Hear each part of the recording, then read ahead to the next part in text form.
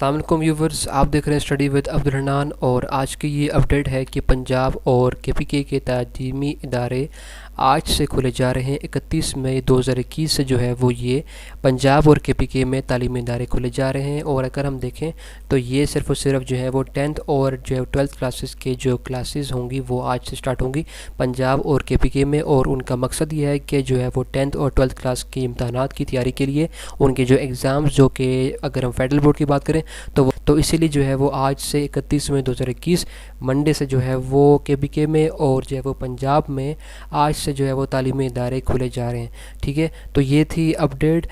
تو ویڈیو پسند آنے پر اس کو لائک کریں، کمنٹ کریں، شیئر کریں، اور میرے چینل کو سبسکرائب کریں اور بیل آئیکن کو پریس کریں تاکہ آپ کو مزید اپڈیٹس مل سکیں۔